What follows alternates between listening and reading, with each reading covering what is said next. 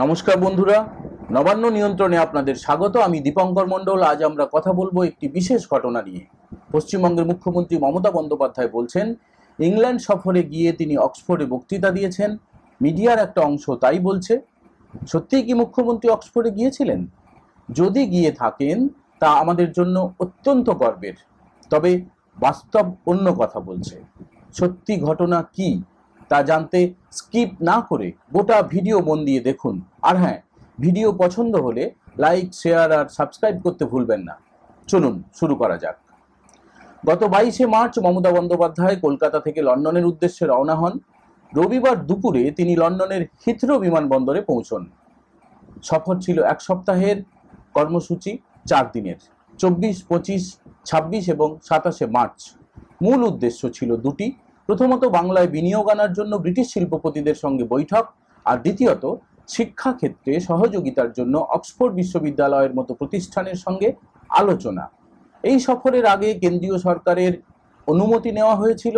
নবান্ন থেকে জানানো হয় এটি রাজনৈতিক সফর নয়, বাংলার উন্নয়নের জন্য একটি বড় পদক্ষেপ।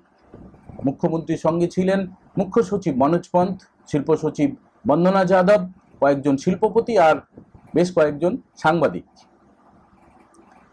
24শে মার্চ মমতা লন্ডনের ভারতীয় হাই কমিশনে যান। সেখানে তাকে স্বাগত জানান হাই কমিশনার। এই অনুষ্ঠানে মমতা একটি বড় ঘোষণা করেন।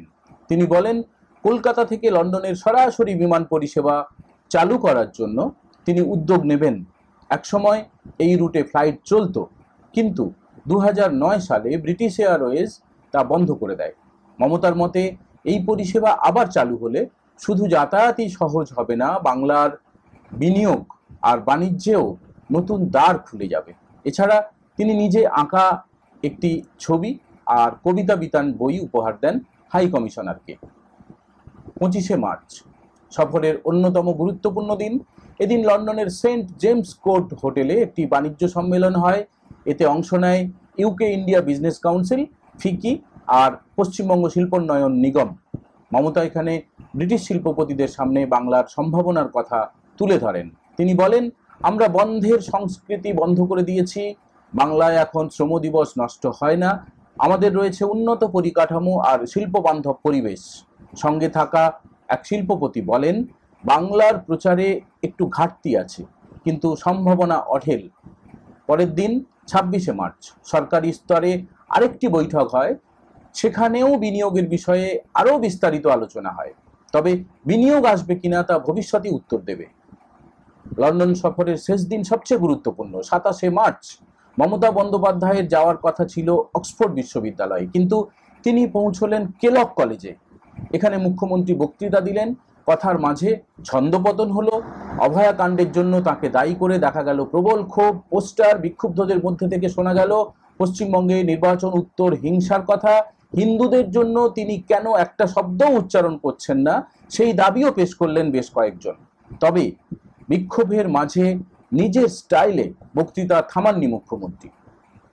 সফর শুরুর আগে এবং পরে মুখ্যমন্ত্রী নিজে তো বটেই, তার দলের ছোট বড় সমস্ত নেতা এবং অনুগত মিডিয়া বলেছিল এবং এখনো বলে যাচ্ছে, মুখ্যমন্ত্রী বক্তৃতা দিলেন অক্সফোর্ড বিশ্ববিদ্যালয়ে। বন্ধু, অক্সফোর্ড বিশ্ববিদ্যালয়ের বয়স প্রায় 1000 বছর।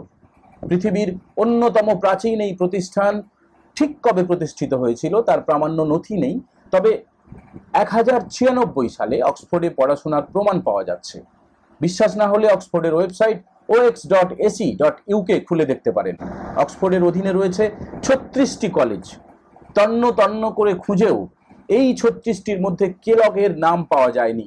অবশেষে আমরা অক্সফোর্ডের 3টি সোসাইটির কথা জানতে পেরেছি। 3টি সোসাইটির নাম কেলগ, রুবেল এবং সেন্ট ক্রস। রয়্যাল চার্টার না থাকার কারণে এই 3টি প্রতিষ্ঠানকে, অর্থাৎ 3টি সোসাইটিকে অক্সফোর্ড নিজেদের কলেজের স্বীকৃতি দেয়নি। অর্থাৎ কেলগ অক্সফোর্ডের অধীনস্থ কোনো কলেজ নয়, এটি সেফ সোসাইটি। কেলগ প্রতিষ্ঠা হয়েছে 1990 সালে, অর্থাৎ আজ থেকে 34 বছর আগে। একদিকে অক্সফোর্ডের রয়েছে 1000 বছরের গরিমা, অন্যদিকে কেলগের বয়স মাত্র 34 বছর। তবে খোঁজ খবর নিয়ে যা জানা গেল, এখানে পড়াশোনা কিন্তু ঠিক মতোই হয়। আপনি আপনার সন্তানকে কেলগে পাঠাতেই পারেন, তবে আপনি কোনোভাবেই দাবি করতে পারবেন না যে আপনার ছেলে বা মেয়ে অক্সফোর্ডে পড়াশোনা করেছে, কারণ দুটো প্রতিষ্ঠানের শংসাপত্র সম্পূর্ণ আলাদা। এবার এই কলেজটিকে অর্থাৎ কেলগকে একটা ধন্যবাদ না দিলেই নয়।